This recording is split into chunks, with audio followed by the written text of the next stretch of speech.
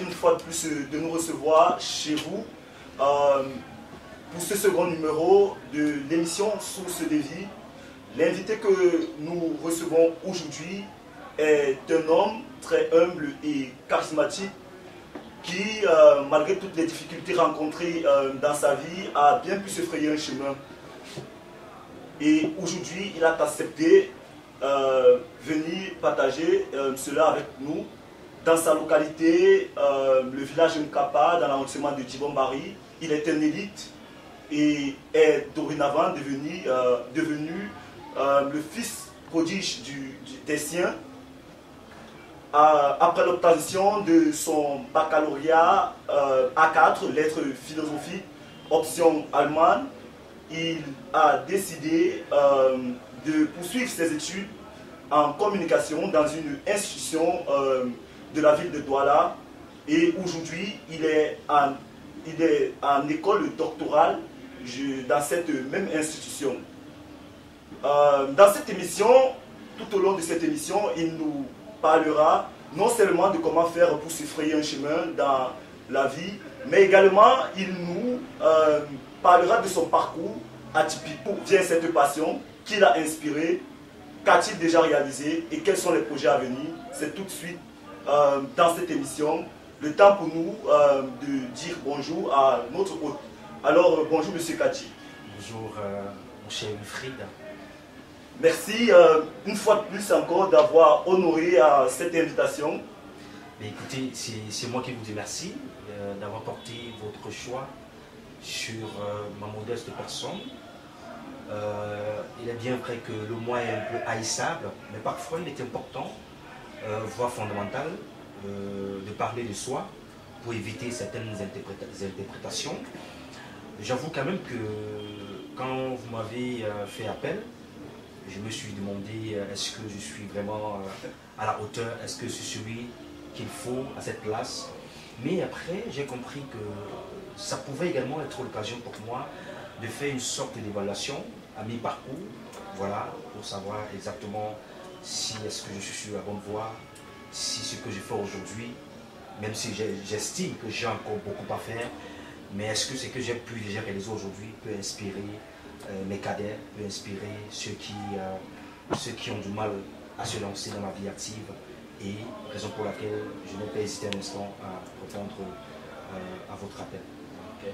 Alors, merci M. Kadji, mais avant de rentrer dans le vif du sujet de ce jour, nous allons faire un retour pour pouvoir, nous allons faire un retour à vos origines. Monsieur Kadji, il est né où, voilà. Quand, à quelle heure et plus précisément de qui? Ouais. Alors, mon nom à l'état civil est Donfa Kadji Patrice du nom. Je suis né le 12 avril 1991 à Souzaga. Je crois que c'était un vendredi, les environs de 12h45, 13h. Voilà. Mes parents me font comprendre que je suis né avec un autre enfant, le Cap, qui s'appelle Léché Jules Constantin. Voilà. Qui est un jeune qui se bat aussi. Donc nous sommes nés le même jour. Donc, et c'était la voisine, donc la maman, ce garçon était la voisine à maman. Donc elles ont accouché, les deux, c'est-à-dire que maman et la voisine, elles ont accouché. Voilà. Elles ont accouché les deux, voilà. Donc je suis né, comme je le disais tout à l'heure, à Souzaga le 12 avril 1991. Je suis le fils de M. Kadji André, voilà, et de Madame Nanfa Héloïse. Okay, merci M. Kadji. Bon, directement, on ne va pas faire encore longtemps attendre nos internautes. Nous allons directement entrer dans le vif du sujet, ce qui nous a permis de vous recevoir aujourd'hui sur ce plateau. Donc, selon vous, comment se frayer un chemin dans la vie? Parce qu'ils sont nombreux là qui, au quotidien, nous regardent. Ils veulent bien vouloir faire quelque chose, mais à chaque fois, ils sont heurtés à de nombreuses difficultés et d'autres même décident d'abandonner. Et on peut dire que selon votre place sociale aujourd'hui, vous pouvez déjà être un modèle pour certains. Du coup, nous avons sollicité que vous puissiez venir nous dire nous donner un point de vue vis-à-vis de ce thème-là qui est très sensible et très important. Alors, comment faire réellement dans cette vie pour se frayer un chemin? Mais écoutez, puisque je vais maintenant m'adresser aussi à aux internautes, permettez-moi par mesure de politesse de dire également mon bonjour, de passer mon salam à tous vos internautes. C'est un réel plaisir pour moi d'être là. Alors, le thème, il est fort évocateur, il est en même temps un thème assez complexe, parce que comment se frayer un chemin dans la vie. Je pense que lorsqu'on est, on a déjà un destin qui est tracé par Dieu, parce que je crois en Dieu, je suis un chrétien catholique, pratiquant, croyant et pratiquant, voilà, un fervent chrétien. Donc je crois à quelqu'un qui existe là-haut, même si je ne l'ai pas encore vu, mais je crois qu'il existe. Et donc, on a déjà un destin qui est tracé par lui. Maintenant, notre façon de vivre, notre hygiène de vie, notre orientation vont déterminer ce que nous serons demain. C'est-à-dire que si Dieu a dit par exemple, je serai président de la République, je dis n'importe quoi, j'espère que je ne suis pas prétentieux. Si je reste chez moi, je dors, je ne travaille pas, je ne mène pas les actions, je ne me cultive pas, je ne m'informe pas, je ne me forme pas, je ne vais jamais être président. Je ne vais pas me lever un matin pour être président, c'est tout un travail. Donc, il y a ce qu'on appelle l'orientation. Ça, je pense que c'est un élément capital pour tout départ. Il faut savoir faire le bon choix. Parce que j'ai souvent coutume de dire que la vie est une affaire de choisir et de payer le prix plus tard. C'est-à-dire que lorsque vous faites un choix, il faut assumer ce choix. Et avant de faire le choix, il faut un moment de méditation. Là, j'invoque les questions d'ordre spirituel. Voilà. Il faut un moment de méditation, un moment de prière, un moment de silence pour savoir exactement le choix qui est nécessaire, le choix qui est bien pour nous. Lorsqu'on a fait donc cet exercice de méditation, de prière, en ce moment, on a la capacité de discerner ce qui est bien pour nous et ce qui est mauvais pour nous. Lorsqu'on a dans la capacité de discerner ce qui est bien pour nous et ce qui... Lorsqu'on a la capacité de faire la différence entre ce qui peut être bien pour nous et ce qui peut être mauvais pour nous, on va mettre tout ce qui nous empêche de pouvoir suivre le destin de côté. Et nous allons nous concentrer sur l'objectif. Et c'est comme ça que nous allons commencer à nous frayer un chemin petit à petit. Se frayer un chemin n'est pas forcément arriver au bout. Se frayer un chemin, c'est déjà savoir ce qu'on veut faire, identifier ses forces et ses faiblesses. D'accord? Wilfried veut être médecin. Wilfried sait que dans la médecine, il y a ci, il y a ça. Maintenant, il n'a pas les capacités d'avoir ci, d'avoir ça, mais il a aussi, d'un côté, certaines capacités qui peuvent lui permettre d'être médecin. Il va tout faire pour amplifier ses forces.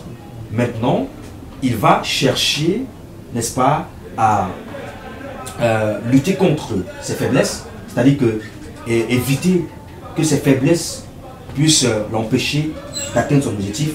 C'est-à-dire qu'il va se battre pour être à la hauteur de son ambition, de mettre de côté ses faiblesses. C'est-à-dire que d'abord, savoir que j'ai telle faiblesse, maintenant, qu'est-ce que je peux faire pour permettre à ce que cette faiblesse ne soit pas un inconvénient ou alors un blocus pour mon objectif que je souhaiterais atteindre. Vous comprenez? Quand vous avez fait cet exercice-là, maintenant, ça peut arriver que lors de votre cheminement, que ce soit à mi-parcours, que vous ayez certaines difficultés. Et je pense que c'est à ce niveau que certains se butent. Lorsqu'on a commencé une émission comme celle-ci, projet Source de Vie, voilà, on a eu un premier invité, on a contacté le deuxième invité, parce qu'il n'a pas eu le temps, ça peut arriver, on s'est découragé, on dit non vraiment, je ne veux plus faire, je ne veux plus continuer dans cette lancée, je vais laisser ce projet, parce que voilà, déjà au début comme ça, je commence déjà à avoir des difficultés. Non, je pense que c'est en ce moment-là que votre projet devient intéressant, quand vous rencontrez beaucoup de difficultés. Il y a un célèbre homme d'affaires que je respecte beaucoup, Paul Camonier, qui disait il faut célébrer ses échecs. Ouais. Il faut célébrer ses échecs. Alors, lorsque nous sommes donc sur le chemin de notre destinée, d'accord, on rencontre des difficultés, c'est en ce moment qu'on doit être plus fort, on doit transcender ces difficultés pour atteindre notre objectif. Et c'est par ces moyens, c'est par ces attitudes qu'on peut se dire être capable de commencer à se frayer un chemin. Parce que je dis encore, je répète, c'est important, se frayer un chemin n'est pas synonyme d'arriver au sommet. Se frayer un chemin, c'est d'avoir au préalable fait le choix, le bon choix. On peut se tromper, je n'en disconviens pas, mais on peut pas se tromper plus de 5 fois. Ça veut dire que lorsqu'on s'est trompé, on reconnaît qu'on s'est trompé, mais écoute, on change de direction, on choisit la meilleure direction. Maintenant, au fur et à mesure qu'on est en train de cheminer, on essaye, n'est-ce pas, de voir ce qui peut nous empêcher de pouvoir évoluer, de tout faire pour mettre toutes ces choses qui peuvent nous empêcher d'évoluer et de pouvoir mettre toutes ces capacités, mettre toutes ces forces sur ce qui peut nous faciliter l'atteinte à nos différents objectifs. Voilà comment on se ferait un chemin dans la vie. Donc, le départ, lorsque le départ est déjà biaisé, on ne peut pas arriver. Moi, je me suis souvent dit, la vie, c'est une sorte d'escalier. Il faut commencer par premier, deuxième, troisième, quatrième. Il ne faut pas brûler les étapes. Il y a des jeunes aujourd'hui, lorsqu'ils commencent un projet, dès la première difficulté, ils abandonnent.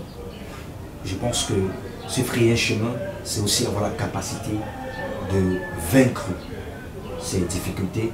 C'est aussi avoir la capacité d'accepter d'abord ces difficultés. C'est aussi avoir la capacité de reconnaître qu'on a des faiblesses et qu'on peut, à travers nos forces, n'est-ce pas, être au-dessus de ces faiblesses-là. Voilà comment, dans la vie, on peut commencer à se frayer un chemin. Je préfère commencer par là parce que moi, je ne suis pas encore au sommet. Je suis encore dans mes débuts.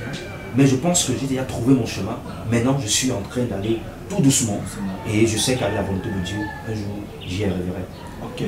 Là, on vous a bien écouté. Mais qu'en est-il de ces personnes-là qui, eux aussi, ont autrefois trouvé un chemin par lequel ils pouvaient passer pour pouvoir atteindre le sommet, mais qui, au bout après plusieurs échecs, ils se sont retrouvés dans l'obligation de rétrograder et aujourd'hui ne parviennent plus à pouvoir véritablement se situer.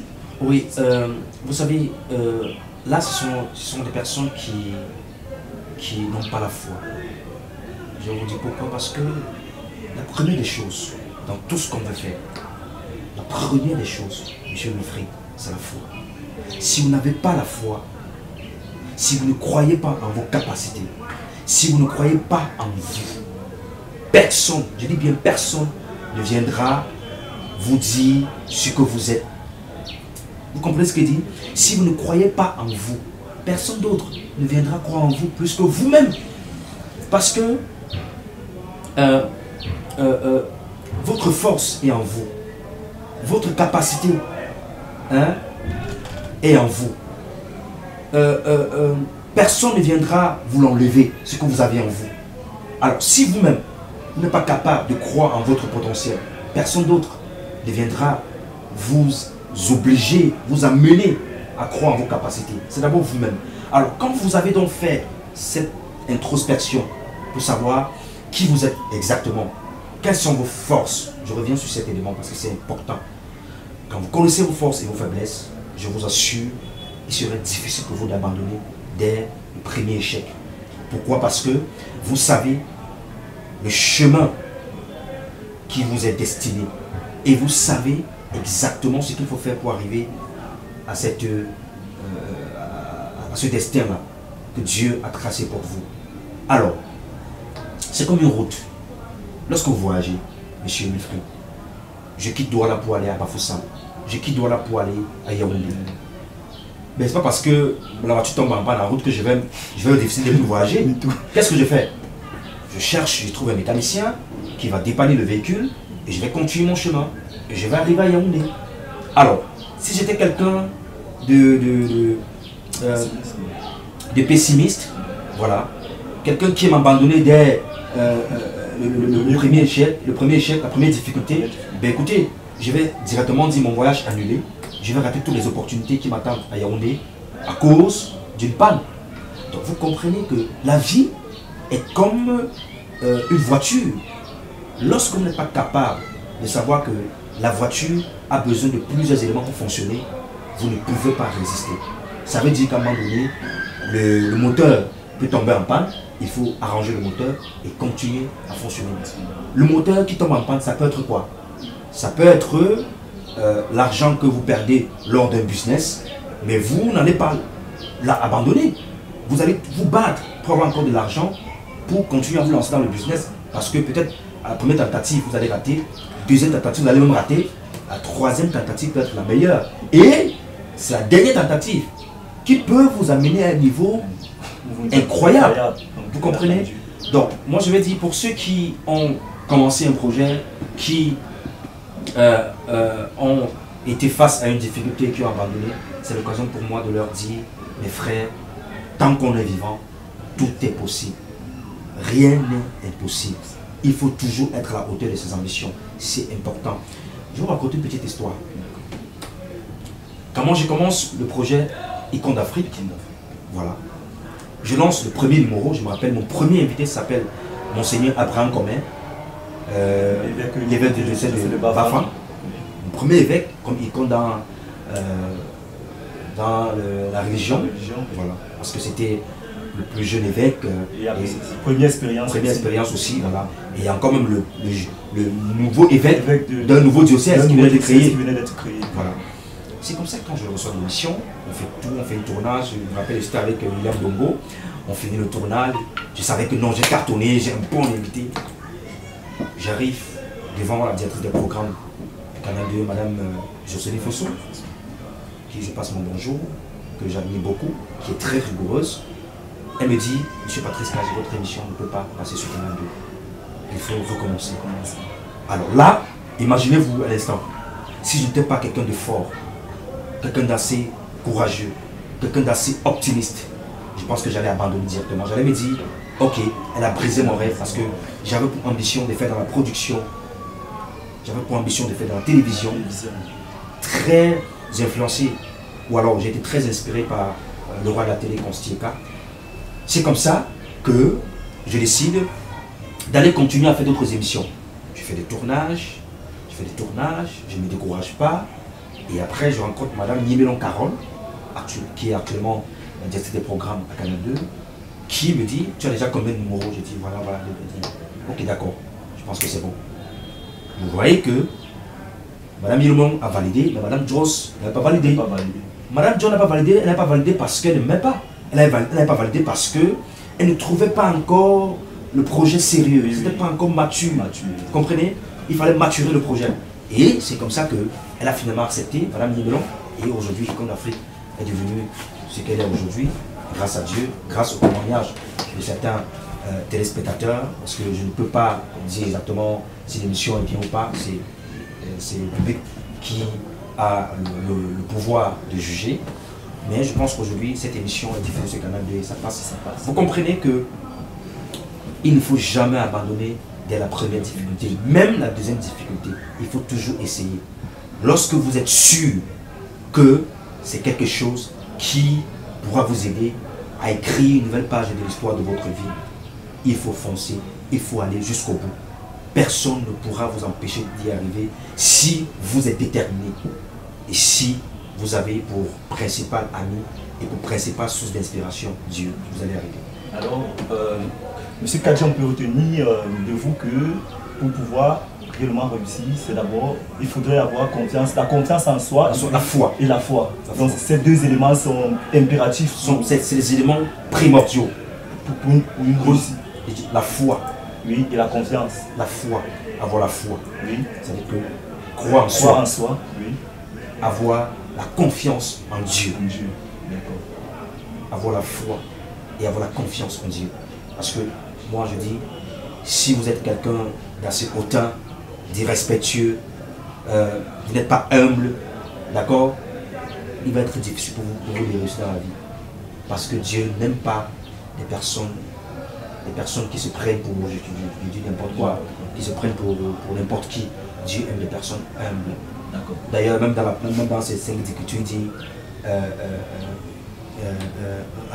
il dit quoi? Baissez-vous, vous serez élevés, et ceux qui s'élèvent seront abaissés. Voilà. Je pense que c'est ça. D'accord. Donc, pour vous, il y a ces personnes-là qui, communément, disent que la pièce maîtresse également de la réussite, c'est l'éducation. Pensez-vous que ces personnes-là qui ne sont pas là à l'école et qui n'ont pas eu la chance de faire des bancs d'école ne sont pas eux aussi mieux placés pour pouvoir se frayer un chemin pour le mener à un succès aussi comme je pense qu'il y a des exemples. Oui. Vous comprenez? Il y a des exemples palpables. Ouais. Il y a des personnes qui ne sont pas à l'école, qui sont des références. Kaji Fosso, pas à l'école, mais il est devenu une référence dans le monde de l'entrepreneuriat, dans le monde des affaires. Il y a une différence fondamentale entre l'éducation et l'instruction. On peut être instruit, mais pas éduqué. L'éducation est beaucoup plus un rôle qui incombe à la famille. C'est-à-dire que la famille qui est le socle de la société, qui est le fondement même de la société, doit être la base de l'éducation d'un enfant. Si dans votre famille, on ne vous a pas appris, monsieur Wilfried, que quand vous levez le matin, il faut dire bonjour à votre voisin, ça veut dire que vous avez raté quelque chose quelque part. Vous avez raté quelque chose à la base. Si on ne vous a pas appris en famille que pour avoir 5 francs, il faut se battre et non toujours attendre des autres, ça veut dire que vous manque quelque chose.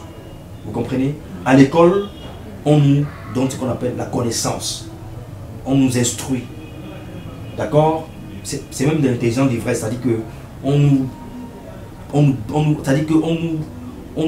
racaille le cerveau avec des connaissances, on va nous surabonder avec des connaissances, mais on peut avoir plusieurs connaissances sans être éduqué.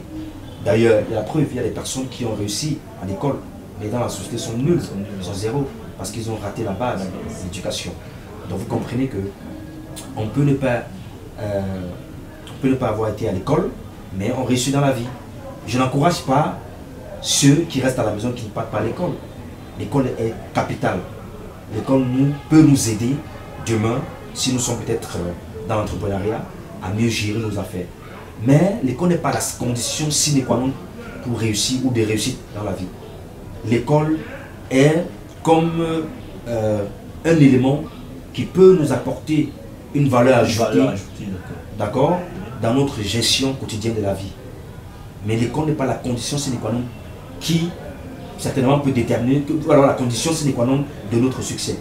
L'école nous apporte juste un petit plus. Maintenant, si on est bien éduqué, si on est quelqu'un d'assez dynamique, si on est quelqu'un d'assez travailleur, si on est quelqu'un d'assez poli, si on est quelqu'un d'assez serviable, quelqu'un d'assez humble, je pense qu'on a ce qu'il nous faut pour réussir. Maintenant, le tout, c'est de savoir s'entourer. Savoir s'entourer. Parce que vous pouvez avoir toutes les capacités possibles, mais si vous êtes mal entouré, vous n'allez pas réussir. Parce que l'environnement détermine votre succès.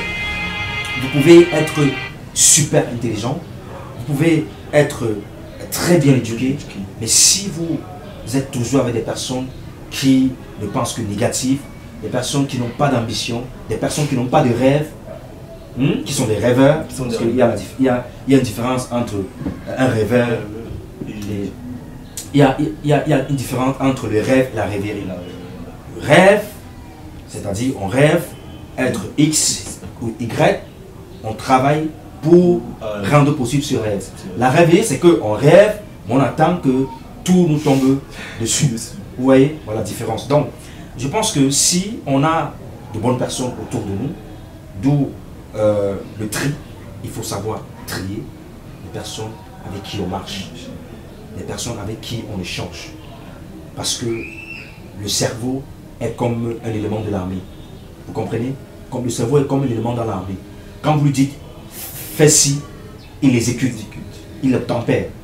Alors, si vous dites à votre cerveau, je veux devenir telle personne demain, d'accord? Votre cerveau va capter, votre subconscient va capter, et c'est comme ça que vous allez voir que de jour en jour, vous allez construire ce rêve-là, et vous allez réaliser ce rêve. Mais si tous les jours, vous avez des personnes négatives, des personnes qui ne pensent que de manière négative, d'accord, qui n'ont pas d'ambition, qui n'ont pas de rêve, comme je disais tout à l'heure, vous allez vous rendre compte que ces personnes vont vous contaminer. Et à chaque fois, vous allez toujours dire, ah, est-ce que je peux aussi être comme Stieka? Est-ce que je peux être aussi comme Kaji des Fosso? Ah, ce sont des gens, ils ne savent pas comment ils ont fait.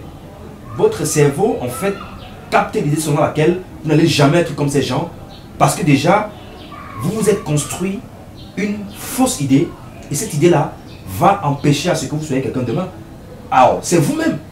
D'où le pouvoir des mots. Il faut savoir ce qu'on dit à son cerveau. Il faut savoir nos déclarations, ce qu'on déclare avec la bouche. Parce que c'est ça qui va déterminer demain notre succès ou pas, ou notre échec. Et donc je pense que lorsqu'on a trié donc ses amis, parce que si vous voulez voler, d'ailleurs, voler comme un aigle, ne marchez pas avec le bizarre. D'accord? Il faut marcher avec des personnes qui vont vous aider à atteindre vos ambitions. Je ne veux pas dire qu'il faut négliger les autres personnes, mais il faut savoir avec qui marcher. Parce que ce sont ces personnes qui sont autour de vous qui vont déterminer si vous allez réussir ou pas. Parce que leur attitude, leur façon de faire vont vous contaminer. Et s'ils pensent négativement, s'ils pensent toujours dans le sens négatif, ils vont vous contaminer. Donc il faut savoir trier les personnes avec qui on marche. Il faut savoir également l'environnement dans lequel on vit. L'environnement dans lequel on vit. Vous ne pouvez pas vouloir être quelqu'un qui inspire les gens et vous passez votre temps dans les bois de nuit, passez votre temps en train de monter des sangs avec des femmes et vous croyez que vous allez inspirer les gens. C'est une mauvaise vie. Vous allez voir par exemple, regardez l'histoire de Ronaldinho. Regardez l'histoire de Ronaldinho qui a eu l'un des meilleurs joueurs dans le monde entier, avec beaucoup de gloire. Aujourd'hui, il est où? Il a été ruiné.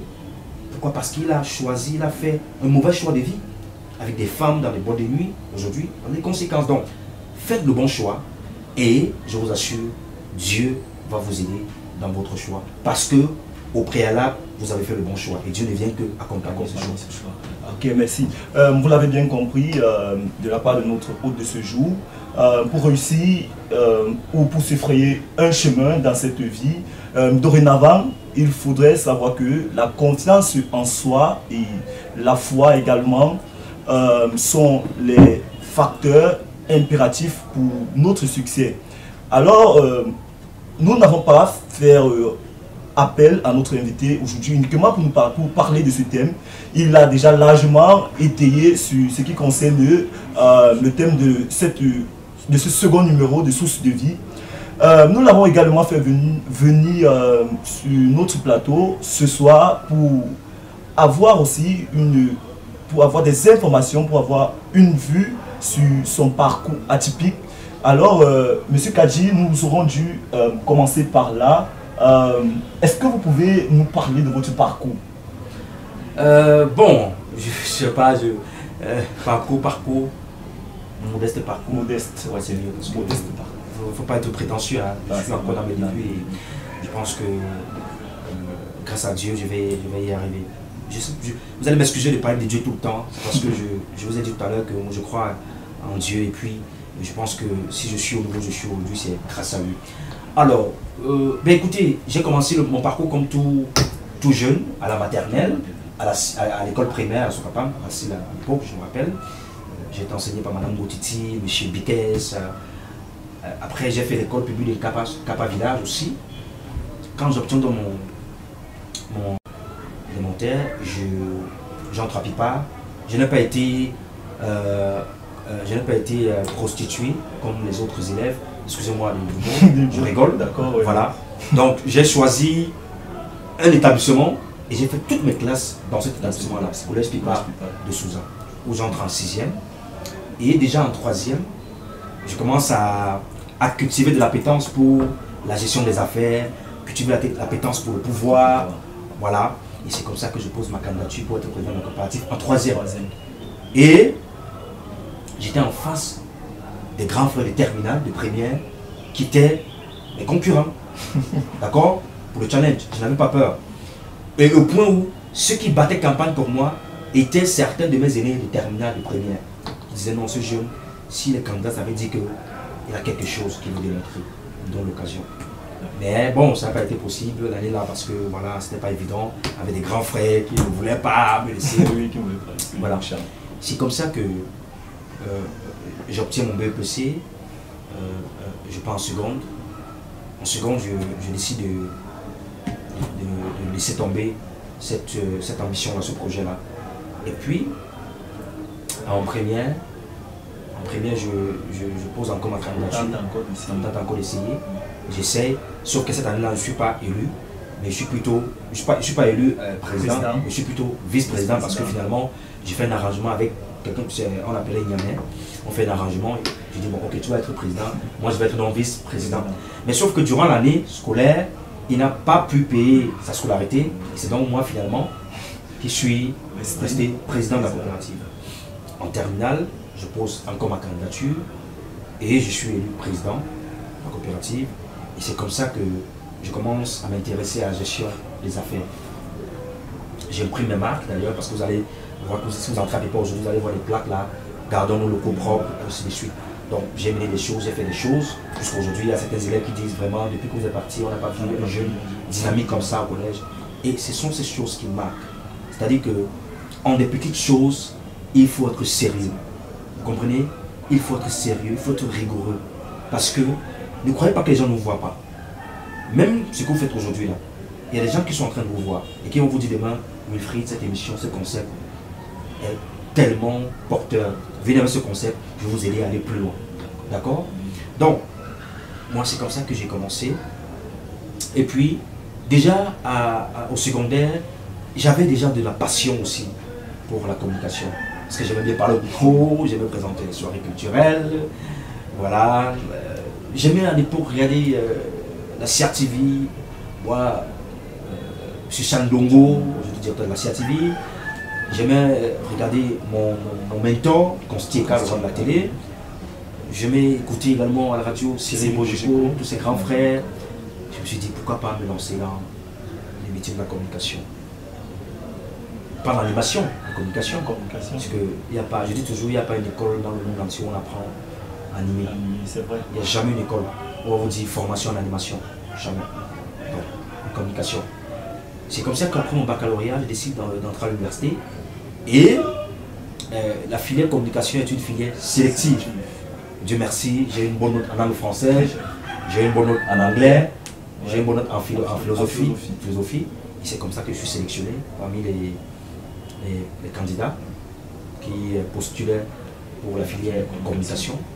J'entre à l'université, je me dis, et pendant que j'entre à l'université, je côtoie certains grands frères qui me disent, voilà, quand tu entres à l'université, donne-toi 3 ans pour avoir ta licence, 4 ans pour avoir ton master, 5 ans pour avoir ton master 2, et puis tu quittes tout ça.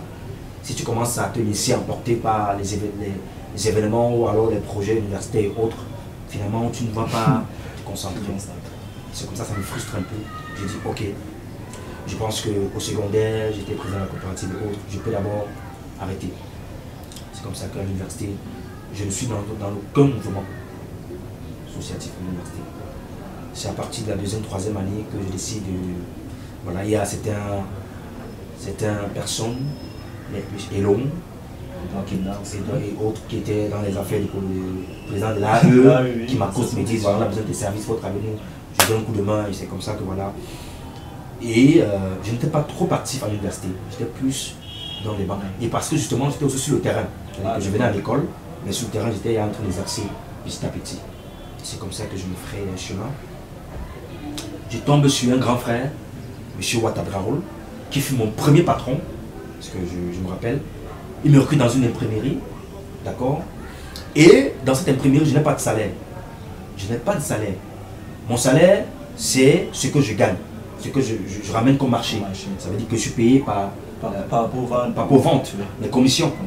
Voilà. C'est comme ça que je pars négocier dans les entreprises pour les calendriers, pour la conception des calendriers, voilà. Pour imprimer les calendriers. je gagne des petits marchés. Quand je dis d'abord les marchés, je donne des petites commissions, ça me permet un peu de jouer les deux bouts, de me payer les bons à l'université, de faire des photocopies et autres. Voilà.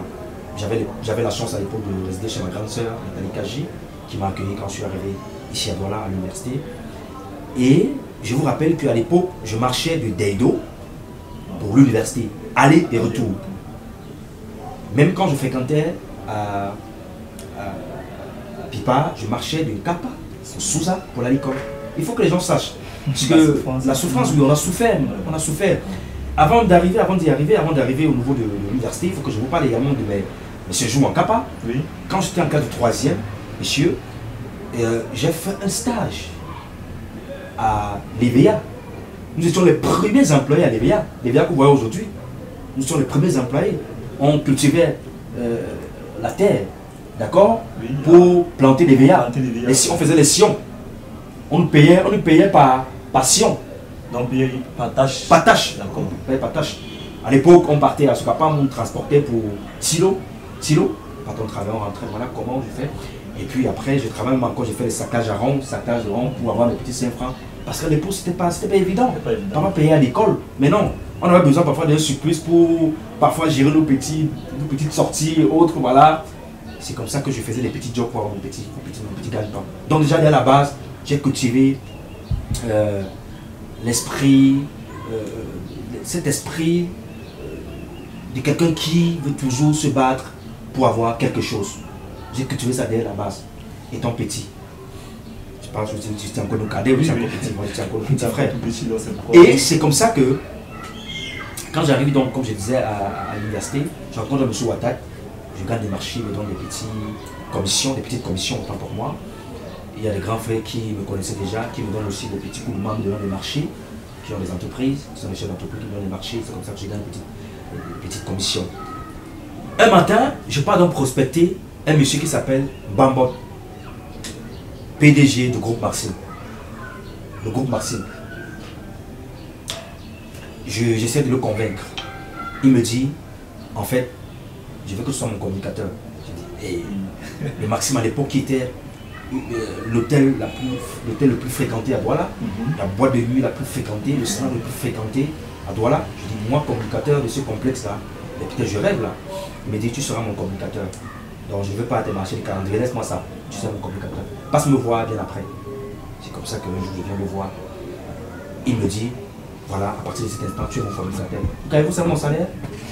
C'est que j'ai gagné à l'époque. C'est qu'il me donnait 40 000 francs. Le mois. Chaque mois, 40 000 francs. Qu'est-ce qui a été mon travail? Mon travail, c'était d'aller à Yaoundé, passer dans une émission qui s'appelait Comptoir d'Afrique, où j'intervenais en tant que communicateur du Maxime. Je pars à Yaoundé, avec les frais d'émission, bien sûr. Ah, d'accord. Transport et autres. Et dans la fin du mois, c'est mon salaire fixe. Et quand il y a une cérémonie au complexe, je viens, c'est moi qui suis sollicité pour présenter et autres. C'était à mes débuts. Et à l'époque, les 40 000 francs étaient comme des 1000 frites. Mais attendez, après toute la souffrance, c'était comme 400 000 francs. 400 000 francs, ouais. Parce qu'à l'université, j'avais la possibilité de faire mes photocopies. J'avais des petits fonciers que j'encadrais et sur les suites. C'est comme ça que je m'en sortais petit à petit. C'est comme ça que M. Côte François, qui était à l'époque maire de la Bonaria, donc comme M. Côte François, je lui fais part de mon envie à vouloir travailler dans le projet Fomari. Il me recrute avec un salaire de 100 000 francs. C'est-à-dire que chaque fois que Fomari finit, c'est un mois, quelques jours, un mois, une semaine, j'avais 100 000 francs qui me payaient. Mais à l'époque, ce n'était pas les 100 000 francs qui m'intéressaient.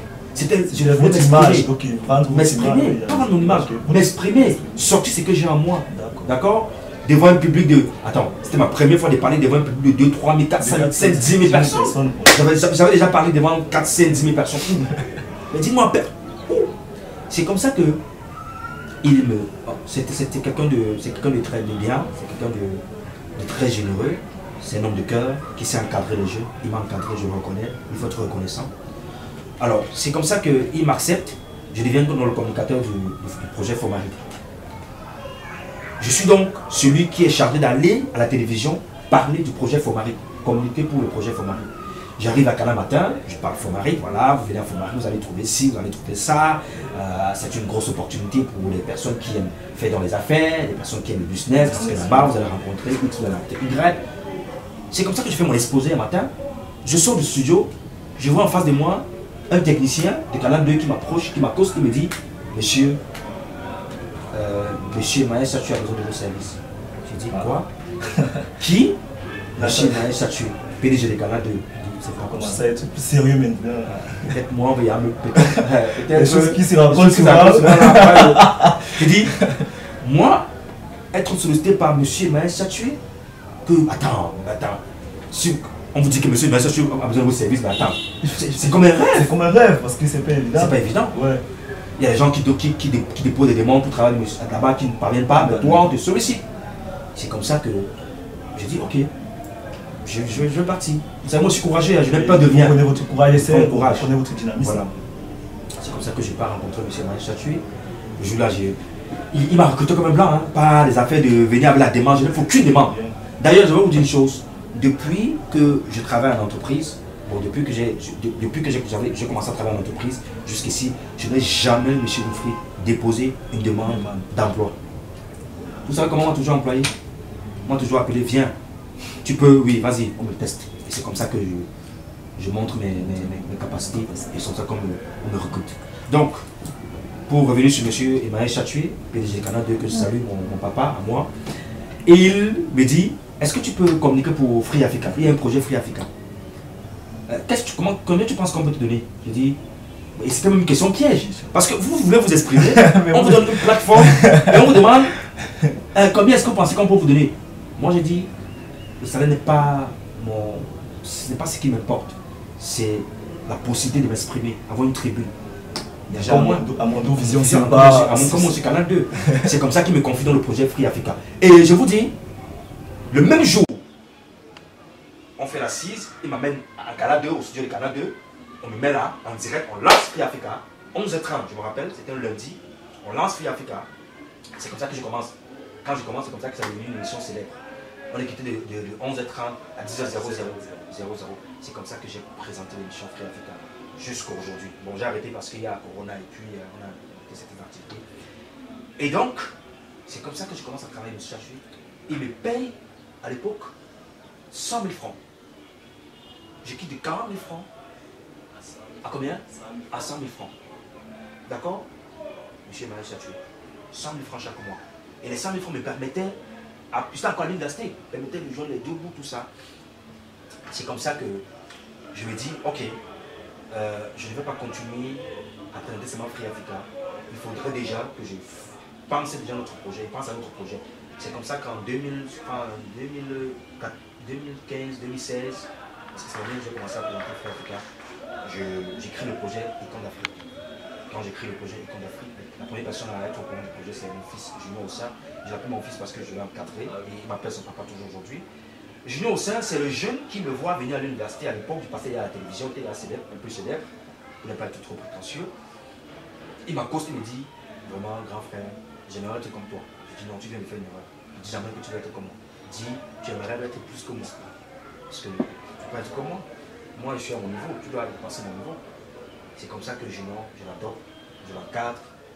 Junior, vraiment, ça dit que c'est un jeune très respectueux, c'est un jeune très humble également.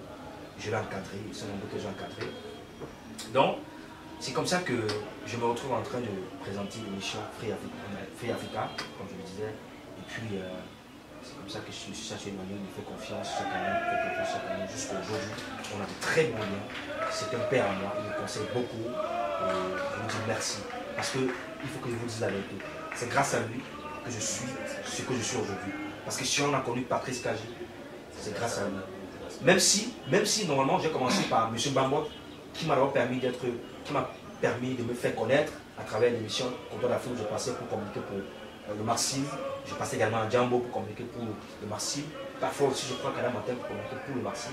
Mais la personne qui m'a vraiment permis de me faire connaître au plus grand public s'appelle M. Maël Chatué à travers le projet Free Africa.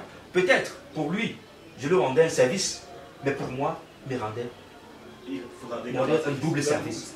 D'accord? Moi, je lui rendais un service, mais un double service parce qu'il me permettait de me faire connaître et d'exprimer mon talent. Et de faire connaître mon savoir-faire sur le plan de la communication. D'accord? Sur le plan la négociation. Voilà. Donc, c'est comme ça que je décide d'écrire le projet Icône d'Afrique et je lance le projet en 2017, première saison. Première saison, vous savez qui est mon partenaire la première saison? Mon partenaire, c'est-à-dire que c'est le sponsor de l'émission, c'est le Marcy. Le Marcy, qui était mon patron, devient mon partenaire, il m'accompagne. Parce que j'ai gardé de très bons liens avec lui. C'est comme ça qu'il m'accompagne. Deuxième année, j'ai le soutien de Paja Center. J'ai le soutien également. J'oublie, hein, il y a plusieurs. Voilà. Et c'est comme ça que, troisième saison, j'ai le soutien du CTA, Centre technique agroalimentaire, en partenariat avec l'Union européenne, en partenariat également avec le ministère de l'économie, planification de l'aménagement du territoire.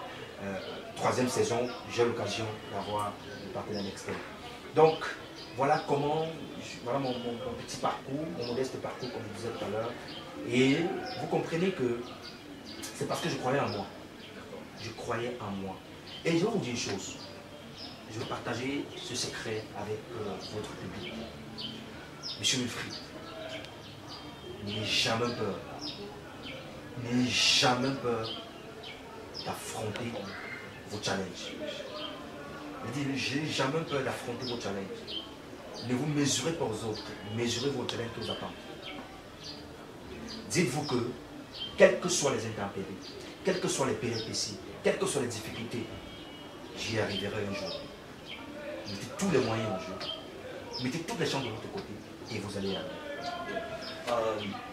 Alors, par ce bref parcours dont vous venez de nous faire connaissance, est-ce que malgré tous ces péripéties malheureuses-là, votre enfance fut douloureuse ou heureuse? Ben, écoutez, j'ai eu une enfance passable. Passable, pourquoi? Parce que mes parents me donnaient quand même le minimum, ce que j'avais besoin. D'accord? Maintenant, sauf qu'on était frustrés, pourquoi? Parce qu'il y avait certains de nos amis qui avaient la possibilité d'avoir plus que ce que nous on nous donnait. Vous voyez? Et il y avait une sorte de différence. Il y avait une sorte de différence qui se créait naturellement. C'est-à-dire que parfois ils se retrouvaient entre eux, les fils des bobos, nous on était les fils de... Hein, on disait les fils de parents un peu modestes, moyens, vous voyez. Puis ça créait une sorte de frustration. Voilà c'est ce qu'on a subi quand nous étions tout petits. Mais au fur et à mesure, on a compris que on peut démystifier cette façon de voir la vie. On peut également se frayer un chemin et devenir quelqu'un. Et moi, je dirais que j'ai passé une enfance plutôt passable. Voilà. Alors, là n'est pas le seul parcours, on dirait que vous avez connu. Jusqu'à là, vous continuez à percer. Vous êtes parti de leader, d'élève, passant par la communication. Aujourd'hui, vous êtes une grande image de la politique dans notre pays. Et en plus, le plus jeune candidat aux législatives dernières, c'était en février 2020. Quelles étaient les circonstances de votre immersion dans ce monde? Okay. Voilà. Wilfried, vous savez, quand je disais tout à l'heure que déjà en classe de 3e, je cultivais de l'appétence pour le pouvoir, pour la gestion des affaires. Donc ça veut dire que ça commençait déjà à naître à moi. Il y avait les germes de la politique à moi. Et tenez-vous tranquille, tous nous faisons de la politique, hein, parce que la politique c'est le management, c'est la stratégie, c'est la gestion. Et chaque jour, on élabore des stratégies pour atteindre tel objectif. Hein. Donc ça veut dire que on fait déjà la politique sans le savoir. Et il y a un adage qui dit que si vous ne faites pas de la politique, c'est la politique qui va vous faire. Donc, en terminale, je suis militant d'un parti politique qui s'appelle MDP. Où je crée d'ailleurs, m'inspirant du OJRDPC. Je crée ce qu'on appelle le OJMDP, l'organisation des jeunes du MDP. C'est moi qui crée ça.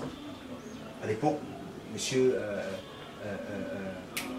comment on l'appelle, le fils de monsieur Samuel Boa, j'ai oublié son prénom, il s'appelle aussi Boa, me rencontre et me dit, toi, je pense qu'on fera ensemble. Parce qu'il a vu mes réalisations sur le terrain, il a vu comment j'ai rassemblé plusieurs jeunes. J'étais le président des jeunes du MDP au niveau de Nkapa, section Nkapa. C'est ça que j'ai commencé. Après, quand j'ai eu le bac, je partais toujours, je revenais, je défilais même, hein, je partais au défilé, je défilais avec la tenue du MDP. Voilà. Quand j'ai eu le bac, j'ai dit, bon, ok, je vais d'abord arrêter ces choses. C'est comme ça que, en voyant comment on a fait tout ça dans tout pays, et on créé plusieurs associations. D'ailleurs, quand j'ai le bac, j'ai créé l'association des jeunes, des étudiants. Non, d'abord l'association des étudiants des deux arrondissements d'Ibombari à 7. L'association des étudiants d'Ibombari. Après, j'ai dit, si je limite aux étudiants, ça va frustrer d'autres jeunes. J'ai dit maintenant, je crée plutôt l'association des jeunes de l'arrondissement de Dibombari. Pour ne pas aller à Dibombari et Bonalia. Voilà. J'ai créé l'association des jeunes de l'arrondissement de Dibombari. Je crois que c'est en 2017 que j'ai créé le projet. Et aujourd'hui, l'association continue à exercer, continue à vivre. Voilà. Et puis, je crois aussi que c'est pendant mes classes, d'accord, dans cette association, que j'ai commencé à comprendre que ce n'est qu'avec le pouvoir politique qu'on peut véritablement changer le quotidien, que je peux véritablement changer le quotidien de mes concitoyens. Parce que, tenez-vous tranquille, si vous avez un bon projet et que la volonté politique n'y est pas, vous n'allez pas réaliser ce projet. Parce que tout dépend de la volonté politique. C'est le politique qui décide tout. Qui décide? C'est le politique. Si vous voulez faire des affaires et que la volonté politique n'y est pas, vous n'allez pas faire cette affaire. Si vous voulez implanter un projet de grande envergure au Cameroun et que la volonté politique n'y est pas, vous n'allez pas implanter ce projet. Je dis, ok, il faut que je me lance en politique pour servir. Déjà, j'ai oublié de vous dire qu'à l'époque, je voulais être prêtre. À l'époque, je voulais être prêtre. Vous vous souvenez? Pourquoi? Parce que quand on était enfant de cœur, à l'époque, on avait l'impression que tous ceux qui sont enfants de cœur vont finir par être prêtres. Et j'avais aussi été beaucoup frustré par mon parrain, M. Tanguy Pierre, c'était moi qui est décédé, paix à son âme, que j'aimais beaucoup, qui a fait beaucoup pour moi, qui m'a beaucoup encadré, beaucoup conseillé. Je lui dis merci infiniment. Et là où il est, j'espère qu'il voit ce que je suis en train de faire aujourd'hui. Donc tout le temps, il me disait, tu vas être prêtre, tu vas être prêtre. Et c'est comme ça que je nourrissais cette envie-là de devenir prêtre. Mais je vous assure, avant mon bac, j'ai fait une demande normale pour aller au séminaire. Et quand vous avez le bac, vous ne passez pas par le petit séminaire, on vous a fait d'abord ce qu'on appelle stage d'imprégnation. Voilà. Et c'est comme ça que l'abbé Gabriel, à l'époque, qui me recommande chez l'évêque. L'évêque, Monseigneur Dieu donné espoir à Sangana, nouveau évêque de Samba, me convoque, puisque j'ai eu le bac finalement. Je dois donc aller à la réunion des futurs futurs séminaristes, hein, ceux qui vont là, des futurs stagiaires d'imprégnation, s'il faut le dire. C'est comme ça que je suis convoqué à la réunion. Je trouve, excusez-moi, le jour-là j'ai menti, hein, même si le mensonge de moi, ça ne donne pas. J'ai menti que je suis en route jusqu'à aujourd'hui, je suis jamais arrivé. Parce que le jour-là, il était question que j'arrive, on me donne mon enveloppe, on me dit, tu vas aller dans telle paroisse pour le stade d'imprégnation. Mais un cœur m'a dit, ce n'est pas ta voix. Ce n'est pas ta voix. Et vous savez, quand est-ce que j'ai eu cette voix-là? Quand est-ce que j'ai entendu cette voix? C'est dans mon rêve. Dans la nuit. Personne ne sait pourquoi je n'ai jamais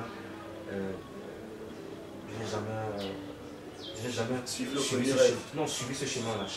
Parce que, en méditant, en priant, Seigneur, j'ai entendu une voix qui m'a dit, ce n'est pas ta voix. Je suis heureux là où je suis aujourd'hui. Je ne me plains pas. Je suis encore dans mes débuts. Je sais que grâce à Dieu, je vais arriver. Et pour parler de maintenant de la politique, j'aime de la politique pour servir. Parce que, voyez-vous, moi, je n'ai jamais rêvé d'être riche. Il faut que je vous le dise, sincèrement. Votre émission me permet également de faire beaucoup de déclarations que je n'ai jamais eu à faire parce que c'est l'une des rares fois que je me dévoile comme ça, je parle de moi, parce que je ne viens pas souvent. J'aime plutôt faire parler d'autres. Voilà. Écoutez, je n'ai jamais rêvé d'être riche. J'ai toujours rêvé d'être quelqu'un qui vit avec son peu, avec quelqu'un de modeste, qui vit avec son petit peu au quotidien. Voilà. Qui ne mendie pas, qui se bat pour avoir son peu quotidien. Et c'est comme ça qu'il décide d'entrer en politique. Parce que je ne sais pas si la politique est un métier qui enrichit les gens. Je ne sais pas. D'ailleurs, Laurent Gbagbo, a si bien déclaré dans une de ses vidéos que si vous voulez être riche, ben allez faire des affaires. Laissez la politique, laissez la communication, laissez le journaliste, laissez le métier de caméraman. Parce que ce sont des métiers qui ne vous procurent pas de la richesse. Comprenez? C'est un métier où on vient servir.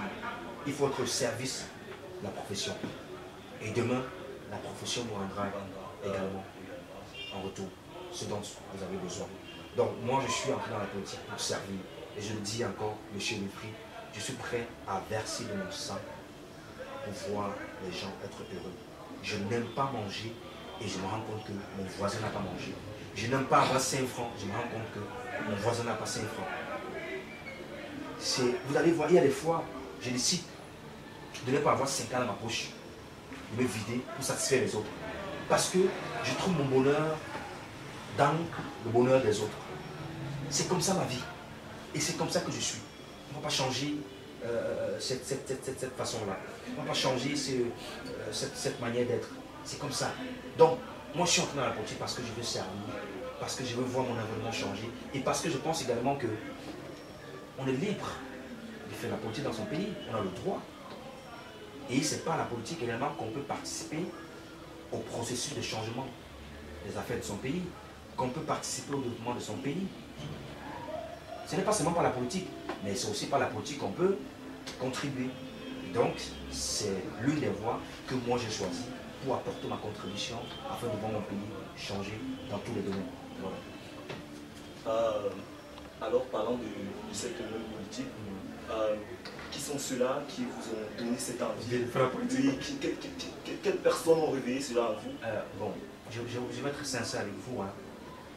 Quand j'ai commencé à avoir l'idée de faire dans la politique, quand j'ai commencé à avoir cette idée-là, j'ai parcouru l'histoire de Nelson Mandela. Voilà les personnes qui m'ont beaucoup parlé. Voilà l'une des rares personnes qui entrent dans la politique pour servir et non pour se servir. Voilà une des rares personnes qui entrent dans la politique pour défendre une cause noble, celle de protéger son pays, celle de libérer son pays, celle de combattre contre le racisme, contre l'apartheid en Afrique du Sud. Voilà les personnes qui m'ont inspiré dans la politique. D'accord? Il y a aussi une personne, Laurent Gbagbo, que moi j'adore beaucoup. D'accord? Durant son séjour, le mandat qu'il a eu. Non, durant son séjour en prison, je vais dire, son séjour en prison, il a été quelqu'un de très fort, moralement fort. Et ça prouve que il se reprochait de rien. Il savait qu'il allait être libéré un jour. Et ça, ce n'est que les hommes forts, les hommes spirituellement avancés qui se comportent ainsi. Vous comprenez? C'est quelqu'un qui avait toujours pour ambition de servir son pays et non de se servir. Et quand vous le faites, même Dieu vous enlève d'une situation compliquée. La preuve, c'est qu'aujourd'hui, il est libéré. Vous comprenez? Donc voilà les gens qui m'ont inspiré en politique. Maintenant, dans mon environnement, moi, les gens vont dire peut-être que je suis pro... Non, je ne suis pas. Je suis polygame. Vous savez comment il m'inspire? Juste pour sa discrétion. Voilà ce que j'aime chez lui. D'accord? On peut critiquer sa façon de gérer les affaires. On peut être contre la gestion des affaires. D'ailleurs, moi, je suis pour un changement. D'accord? Mais sauf que sa discrétion, pour moi, est une arme importante pour tout homme politique. Il faut être beaucoup discret. Il ne faut pas toujours beaucoup parler. Parfois, il y a des choses qu'on voit, on parle. Discrétion, c'est tout. Voilà les gens qui m'ont inspiré de part et d'autre. Et aujourd'hui, j'ai envie de copier un peu de chacun pour faire ma particularité. Et on peut dire que en tant qu'idole de Laurent Gbagbo dont vous avez illustré tout à l'heure, votre nom l'a peut-être suivi en tant qu'idole parce que on voit c'est Maître Kadji qui a contribué à sa libération. Donc on peut dire peut-être vos prières, Bon, oui, peut-être. Parce que C'est Maître Rosette Kaji vous êtes caché.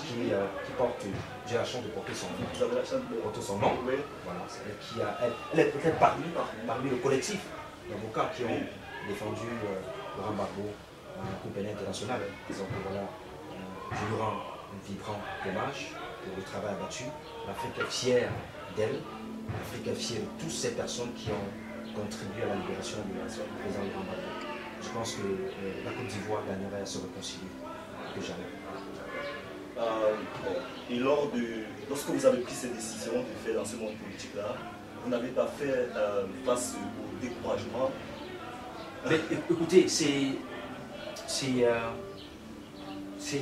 évident. C'est évident pour un jeune.